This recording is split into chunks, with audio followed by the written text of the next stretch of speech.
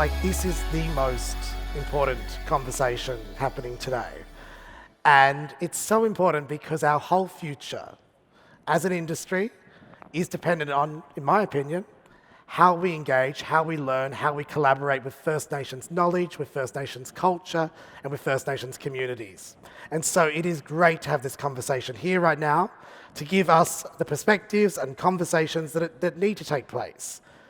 And on stage, and I'm going to welcome up now so he can make the move as you come up, Jacob Birch, researcher and academic at Southern Cross University, Dr. Christine Pitt, the co-founder and CEO of the Food Futures Company, Guy Royal, who's a director of the Tuia Group, Suzanne Thompson, who's the MD at the Yindyamarra Aboriginal Cultural Heritage and Tourism Development Corporation, and Jack Jacobs is our facilitator today, a research fellow at Charles Sturt University, asking the big questions around opportunities in agriculture, the perspectives of Indigenous people.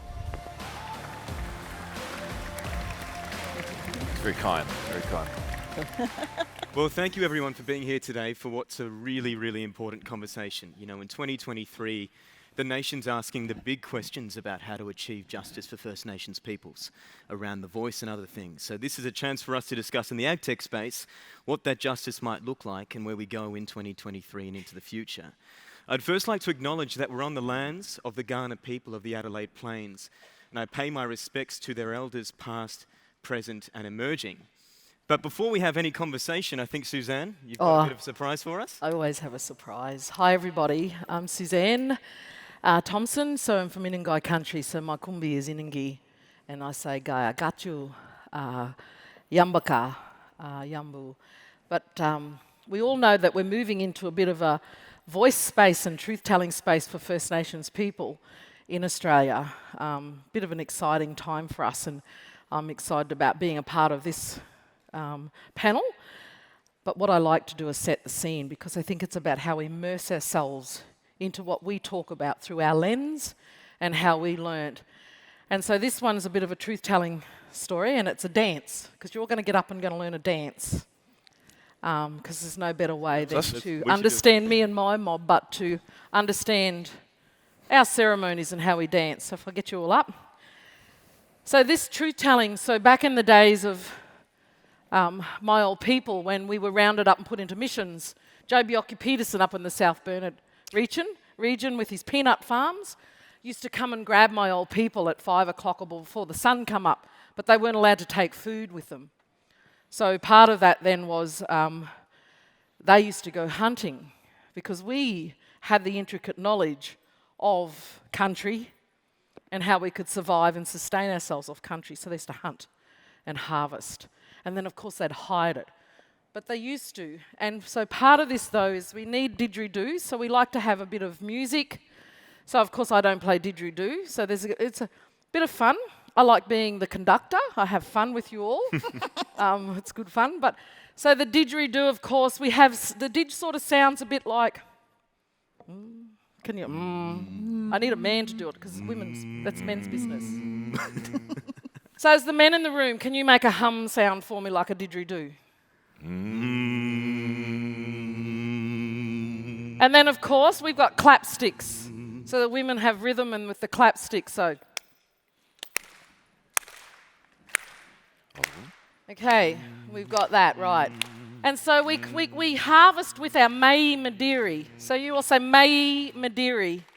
Mai Madiri. So this is, we're bending. And we're harvesting. And we're like this, Mai Madiri, Mai Madiri, Mai Madiri. And then we're going berries, and there's other things, and twigs, medicine plants. Mara Malanga, Mara Malanga, Mara Malanga. And then we say thank you. Birral Balingu, Birral Balingu, Birral Balingu. But the next bit is Wadugi. Wadugi, Wadugi. Okay, you got that? All right, let's go. So we need didgeridoo. We'll go through one quick run through, and that's it. Cool. So didgeridoo.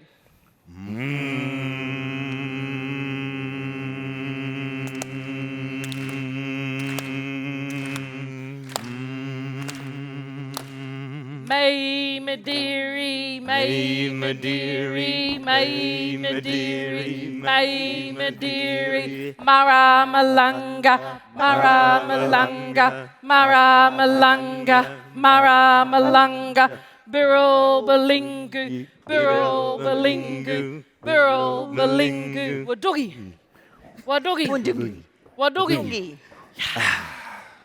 Truth telling. You know what Wadugi means? White fella, you all hiding from each other. Awesome, Suzanne. Thank you. All right. Well, that's really special. Thank you so much, Suzanne. It's so much fun. If I can start with you, Suzanne. You know, there's a tension when we come to agri-tech and to agriculture from a First Nations perspective. You know, First Nations people relate to land through custodianship, through respect. They see themselves as part of land. But Western conceptions of agriculture and of land are rooted in ownership, are rooted in production.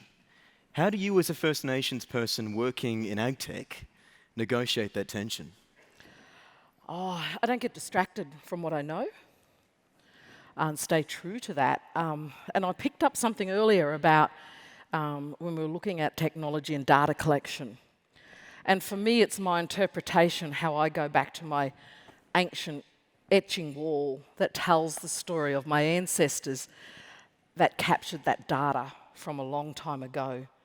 So in that data that's etched up there is about the plants and animals that were around in that area and how we celebrated and that. But when I think about agriculture and I think about when we see the world through our lens, that's our homemaker centre. Everything out there, we're at one with that world. So I think it's exciting to see that we're finally coming to that place where we're connecting. I think the Western world and our world in that knowledge and sharing, and I think it's a good opportunity. Great. Jacob, if I can go to you on this, mate. You know, for a very long time, First Nations knowledge about how to relate to the land has sometimes been extracted by non-First Nations people. Do you think there's a way to put equitable foundations back in place for the sharing of that knowledge with non-First Nations people? You know, you've worked in academia as a researcher, you're working now on your own social entrepreneurship. How do we make sure that we're innovating here in an equitable way? Thanks for everybody for coming and just letting us have this agency. I think there's a pretty big tension there engaging equitably at the moment. There's a big interest from agriculture to engage with Indigenous knowledges, but it's extractive at the moment.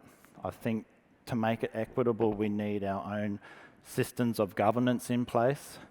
We need to have strong representation. We need to lead our own bodies to be able to negotiate and lead the negotiations and ensure there's all those protocols in place. So at the moment, like a lot of people operating in the native, so foods, for example, like I'm in the native food space, native grain specifically, there's no protocols in place, whether it be with universities and community or entities and community. All the knowledge is coming from community, but they're not, this is all extractive. There's a real tension there where agriculture is, it's about, it's not for everybody, but I feel like it's really about the economic bottom line. And for us as Indigenous people, it's about social and cultural outcomes and then trying to get an economic outcome later. But there's a real tension point there where at the moment I don't see how you can equitably engage with it without stronger governance or something. Yeah. So you've just explained to us that part of what we're thinking about when approaching agtech in the First Nation space is also nation building. how to build a sense of identity rooted in culture and community trust. Guy, you've been thinking about these questions in the New Zealand context, which is different to the Australian context, when we're thinking about First Nations peoples. Maori people have the Treaty of Waitangi, which, even though it still remains a bad situation, offers opportunities for greater land ownership and access than First Nations peoples in Australia. What are some of the barriers that First Nations peoples in New Zealand are facing?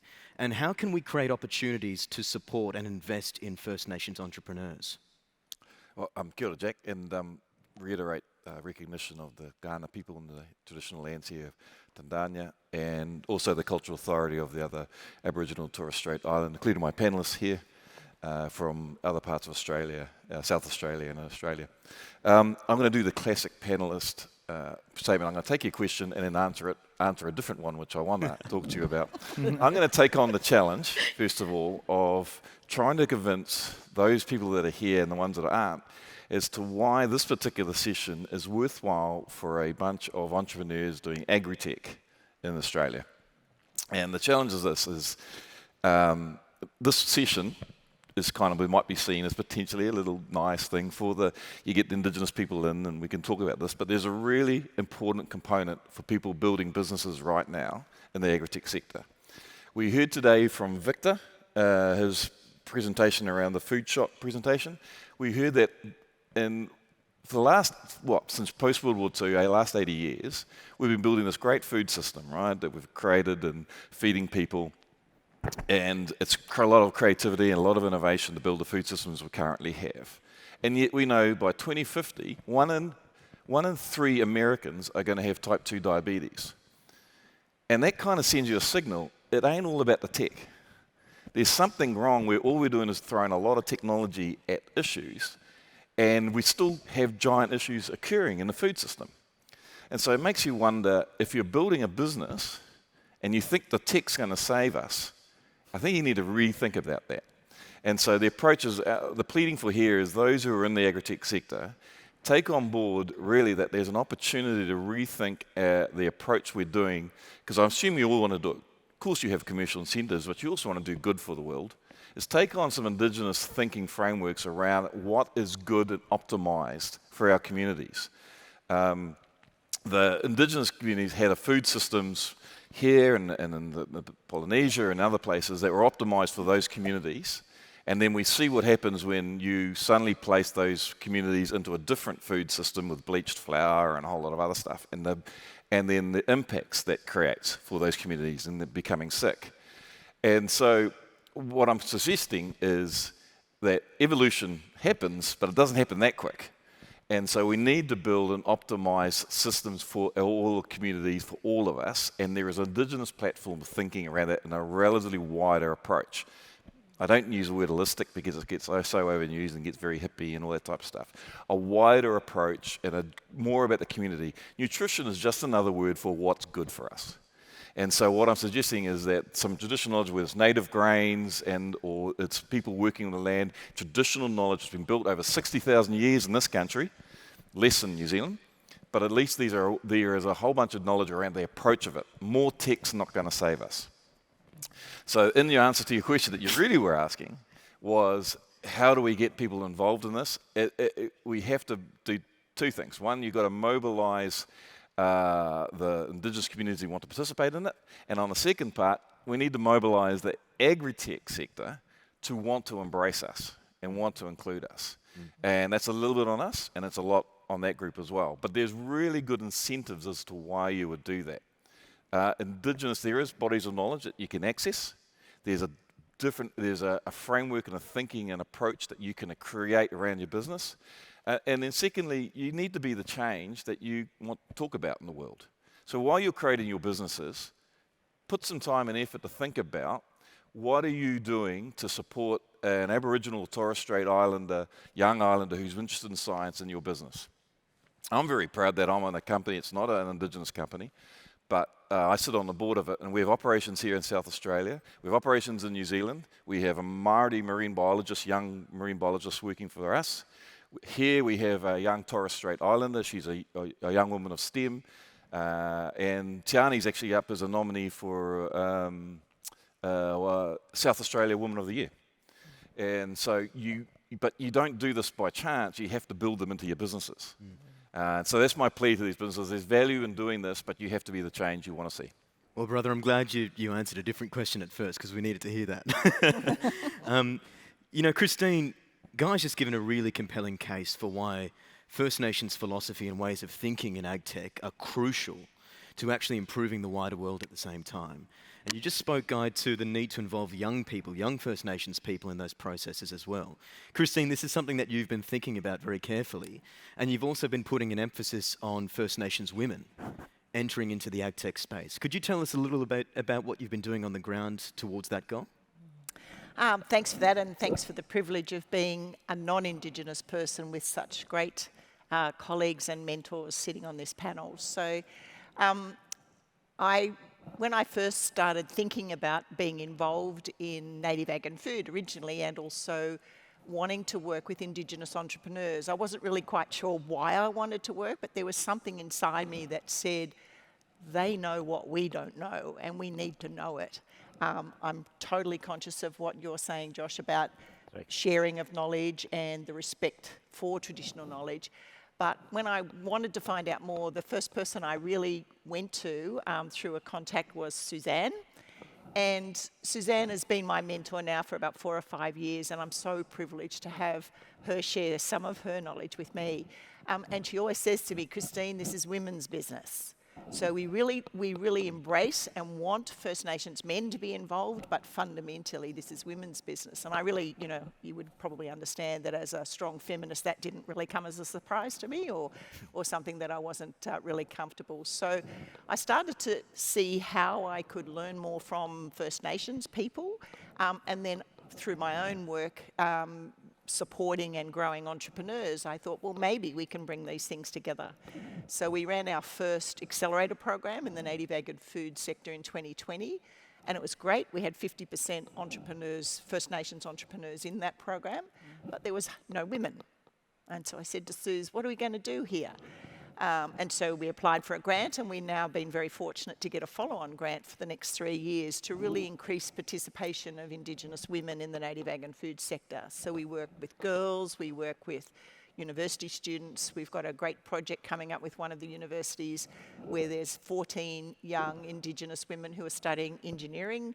So really kind of bringing that knowledge and background, if you like, into the whole spectrum of agri-tech, food tech, and creating healthy foods and products. So I think there's great opportunity, but I guess one of the things that I'm passionate about is a bit what you were saying, is to bring non-Indigenous and Indigenous people together. There's a lot of shared knowledge that we can build on, but I just want to see First Nations entrepreneurs scattered throughout everything we do here. I mean, I think this is a great panel, but it's probably the only panel that's got a First Nations person on it, like, why is that so? This is not something special or different. It's something that's part of who we are and who we need to be. And so we need to make sure that, as you said, Guy, that, if you've got a business in food and agriculture in Australia and you haven't got a First Nations person that you're working with, you're totally missing the point, and you're totally missing out on 60,000 years of amazing experience.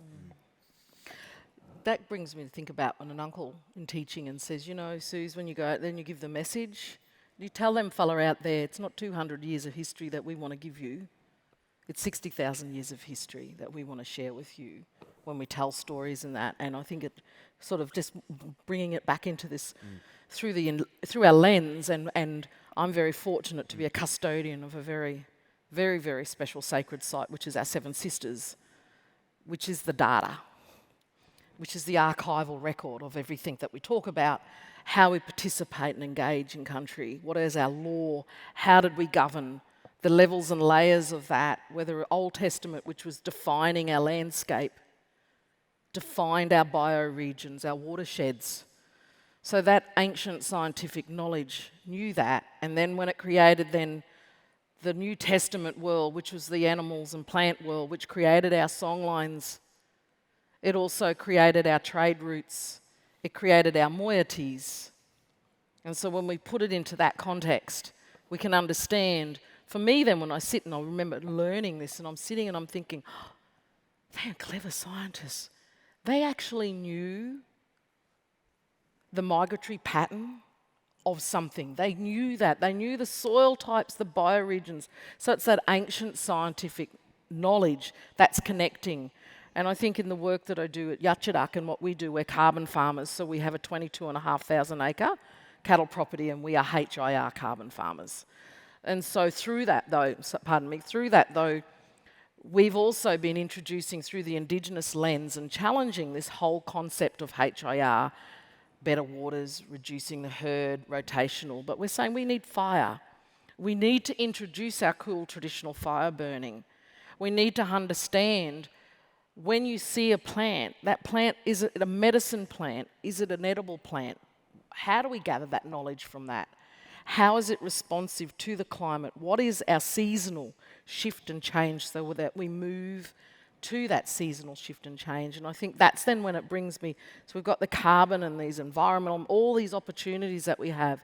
Wattle seed is a sequester of carbon. So if we start to think about this as a crop, it's an opportunity for us to think about Brand Australia, something that's quite unique to Australia that nowhere else on the planet has. We have all of these unique plants, but we also have those very clever minds that are able to then balance and walk those two worlds. And I think, and that's what when I sort of look out and think about that lens in the world, and I might get the slide up now if I can. And so the other hat that I wear as the chair of the Australian Native Foods and Botanicals is, and we've just launched our strategic plan, so being the chair of that and also asserting, because if this is a shared knowledge, it's us being brave enough to continually share what our cultural governance is if we're going to get this right into the future. So women's business, and I think for all of us, when we think about when we are sick and we are hungry, no matter what culture you come from, it's your women that you go to provide that for you. So they are the knowledge holders and how we balance that out through understanding toxicologies in plants and the preparation of plants. How do we get the toxins out of it? How is this a medicinal? And I remembered being taught through the medicinal snapping. So if you go through the bush and you snap and it snaps, click, click, click, click, click, that's a medicine plant. Because its genetic DNA over 60,000 years has adapted itself to know that it was for medicine, and that's how we harvested it. Those sorts of things, and that's how science can meet our knowledge of that 60,000 years of evolving. But coming back to balancing and then taking on this charge of, with my board, and I'm honoured to have Christine sit on the board with us, and I see a fellow one over yonder that, hi Nat, that, you know, coming on board. But it was very much seen as a mainstream organisation for 20 odd years or more. Sometimes you need to hop inside the tent because we have arrived at the time where we have this yearning to want to learn from our people. So then it was about working with the board to say there is this broader picture out there. There is a desire out there, whether entrepreneurs, in order to realise the Australian bush foods and botanical industry that is climate responsible, it's environmentally friendly, it's culturally connected, and there's so much more that's involved in that. How do we achieve that? So we embarked upon then and launched last year our strategic plan as the peak in hearing that from the members to say, okay, if there's ag tech and if we need this. And that's what I love about what Christine's company's, you know, really forging ahead with in regards to Indigenous participation, and in particular our women, in hearing that in that space. So I think, yeah. Thank you so much, Suzanne. That's really, really wonderful. And it speaks to the generosity of the gift. You know, First Nations people in this country for so long have withstood a hell of a lot of suffering in this area and in many others too, and they continue yet to give generously and to share that knowledge. And I'd encourage everyone in this room to just pause and reflect on that offering. It's quite something, and it comes with an attached responsibility to use that in an honourable way, doesn't it?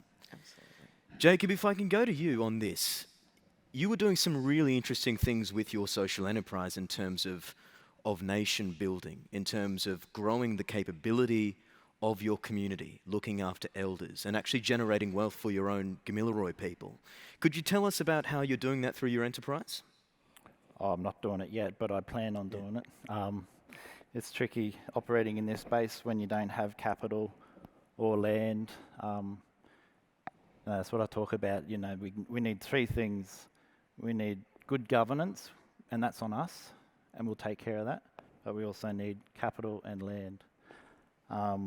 But with the native grain work, I want to take that, start doing just, you know, stuff in the native grain space. But when you start, there's so much potential with grains too. So you're talking about broad acre. You're not sort of talking about like a bush tomato or a lemon myrtle or something. You're talking about something that's fundamental on somebody's plate, the centerpiece of a dish. So there's huge potential with it. We're starting there and starting to grow all the enterprises out around from that. So it's an industry that needs to be rebuilt. It's been dismantled. So we need to rebuild this industry, and with that we need to build our capability in running businesses and governing businesses, managing them properly.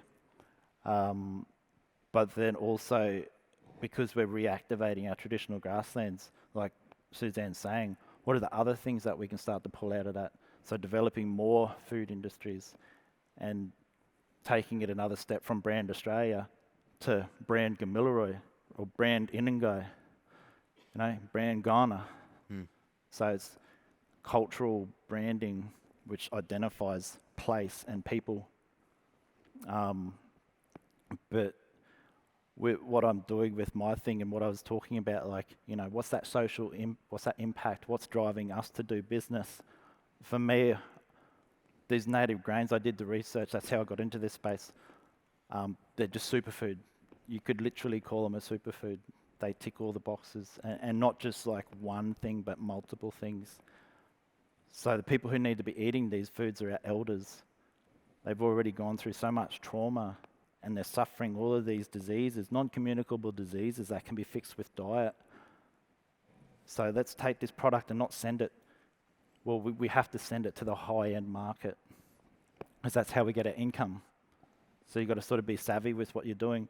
Let's send a product to the higher market where they can pay the premium, and let's subsidise this food going to our elders. So we're not worried about the economic gain. As long as we can make it commercially viable, the goal is, what's the social impact of this? So it's not just saying that social enterprises, 50% profit goes into your social thing. It's saying 50% of our product is going to where it needs to go, and 50% of the profits go back into like nation building. But it's all about that. It's about trying to build up our nation through that good governance and getting access to land and starting to get access to capital. Yeah. Thanks so much, Jacob. And Guy, if I can come to you on this, you know, this challenge of raising capital for investment, it's probably one of the major barriers that First Nations peoples face around the world. You've worked a lot with Indigenous venture capital funds to try and build up that base for investment. How do we build an Indigenous mindset? There's not a lot.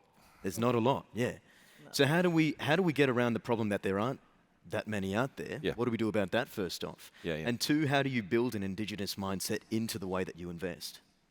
Yeah, great question. So we are basically the stories we tell about ourselves. And so to this question often with Indigenous groups, the lack of infrastructure prevents us from telling the stories and making the statements we want to make into the world.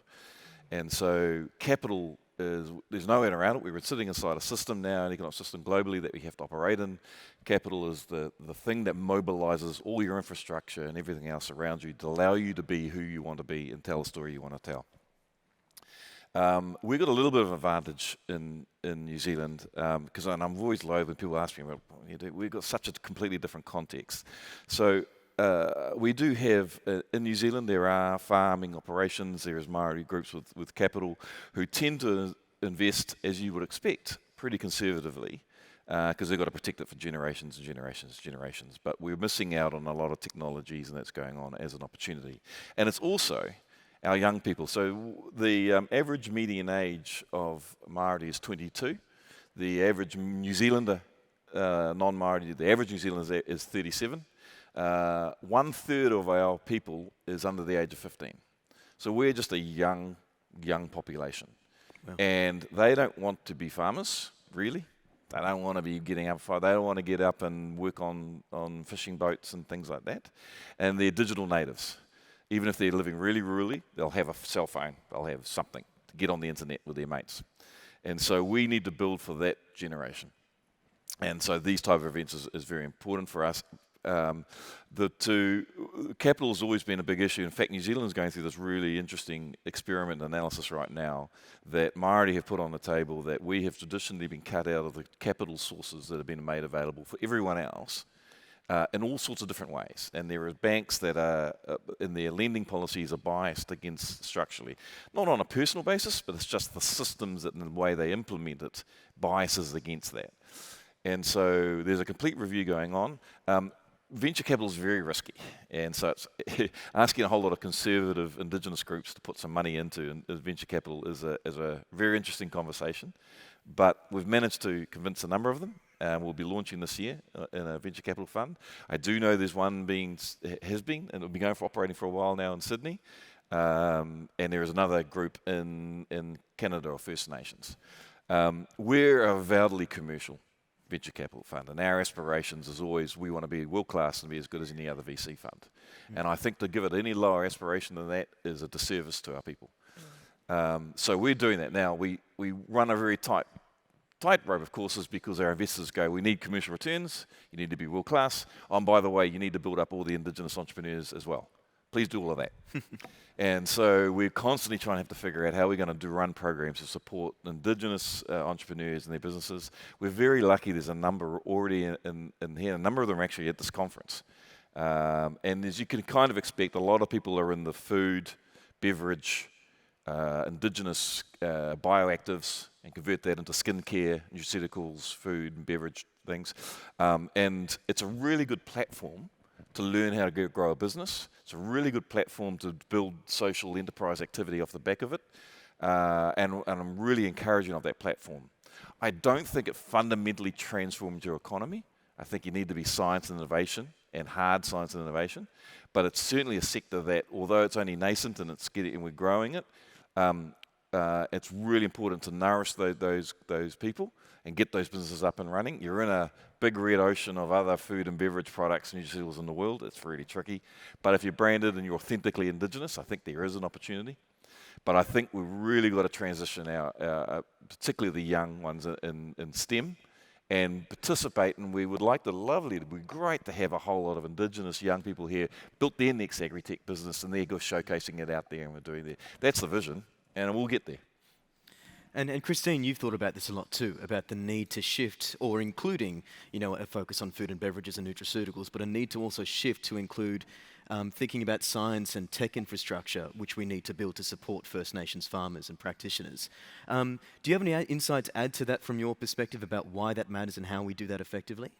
Well, I think we've already touched on it, but also there are other First Nations entrepreneurs, even in this room, who are trying to do it, which is to bring that traditional knowledge and science and understanding together with Western science. And I think there's a fantastic opportunity, and that opportunity is not only for First Nations advancement, it's for all of us if we can do that. And so I think if you're going to start at the beginning, we have to do what Guy's saying, which is to really attract young First Nations, really bright kids from an early age into this space, and help them see the opportunity and see that this is part of something that they can really, bring back to their own communities, but also to connect with their culture. And so it's not something that's not aligned to what their aspirations are. And so if we can really attract, I think, a whole generation of young First Nations people into from school right through to university, TAFE, and even other kinds of secondary, post-secondary education. If we can attract them into the agricultural and food sector, I think technology is going to be one of those pull-throughs, because young people are, all young people these days pretty much are wanting that kind of career path. And so I think if we open up those challenges or open up those opportunities, we're going to start to make the changes that we're talking about here. I think for me also, you know, I think we talk a lot about, and it's really important that First Nations people in Australia particularly have an alignment to native ag and food, and I think, you know, that's really where there's a lot of opportunity. But I think there's broader opportunity to have First Nations young people across the whole food and agriculture value chain. So I'd like to see more and more through STEM education and also entrepreneurial education, young people come across the whole agri-food sector, whether it be on farm, in ag tech companies, in logistics, you know, in food production or product innovation, right through to marketing and export and so on. So I think if we can do that and attract young people with that strong STEM and technology underpinning, we'll start to really make a difference across all of agriculture and food. And then I think it's not inconsistent. I hear what you're saying here. You know, Indigenous entrepreneurship, fundamentally, my experience is that it's very much focused on that impact and that community benefit and giving back. But it's not inconsistent, I don't think you're saying it is, with economic returns as well. And so if we can start to really find ways to balance that, then I think we can achieve all of the outcomes that we're looking for. And that's what Yatchadaks, that's what we're trying to achieve up on the property, you know, and is in that sense of, so, you know, and I think the many hats, the many things and understanding. And at the beginning of time, our old people, when they first all around the world, and this is the thing that's innately a value within us, this value is the thing we've got to shift. How do we shift this? Because we're not driven by economics. We're driven by what have we got in place for the future, generations to come, to sustain that. So when all the old people formed the first law circle in the world, they created the children's fire in the middle. Every time we sat down to do business, we always have our eye on the children's fire, because they're the ones that are going to carry that through. Those are those lessons. Then we think about, so we're doing an ARC project, an Australian research with the University of Queensland, and realising the opportunity to have a food plant scientist or plant geneticists, or looking at this in the market and getting their blockchain development. So we've got themes that we're looking at. But how do we actually introduce the appetite into, pardon the pun, into our young people to have some sort of interest? And that's what we're trying to roll out now, and looking at this capacity capability process with them, and in saying, hey, you know, there's this, so is it about just spending some time walking with myself on country? We go hunting, we prepare something, but we've got scientists there at the same time. So we're sharing and sitting around as a family, collecting and sharing all of this knowledge together. Then we're looking at app development. And what does that mean? And we're looking at the strengths within our community to be able to grow that, so that then we have these little tech heads. And I've got a young fella out at the property at the moment, and that's what he is. He says, Auntie, I want to do all the systems. What do you mean by that? And it might have been just developing a work method statement to how to operate the chainsaw. But he sees the value in that. But it's from that point to where we might end up on why. But thinking about the holistic approach. And it is that identity is the most important thing, if we are going to participate successfully in this space, that we don't forget that as entrepreneurs, because we were always entrepreneur. I come from generations of entrepreneurs. We all do. We are. Indigenous people are social enterprises. We are our own philanthropists. We are all of these things. It's how we find that balance between these two worlds that we walk, and how we can sustain that into the future. So it's exciting, the discoveries that we're finding, you know, in the science, you know, and beyond food and beverage as well, because we're realising so much more around the timbers that we have. Are they good for, you know, is it good for wood turning, or is it good for, you know, a whole range of things, but everything is possible when we look out there. And I think I just want to end in, when I think about, for me, not end, but just ending with, when I look at, and there's a tree that I love to look at, the bloodwood tree. That bloodwood tree is my homemaker centre. Because when I look at that tree, it provides me shelter, It'll provide me with water. It'll provide me with food. It'll even provide me with a sweet drink from the nectar. So when we start to look at all of this, and then of the sap, if I have a cancer, if I need to detox myself, if I had to do all of those things, it will heal me too. So when I look at that, and that's the thing that for us when we look through our lens, and if we're thinking about science and this research and pulling in, all of this stuff is part of that, but that comes back to a sound cultural knowledge with that cultural governance. Jacob. Well, Suzanne, I do want to end with that. I do want to end with you. Thank you. Because that is the statement about what we need to hear coming from this panel. Suzanne Thompson, Guy Royal and Dr. Christine Pitt and Jacob Birch, thank you so much for speaking with us today about opportunities in First Nations agriculture. Thank you. Cool. And again, let's hear it for this exceptional panel as well. That was a really fantastic conversation.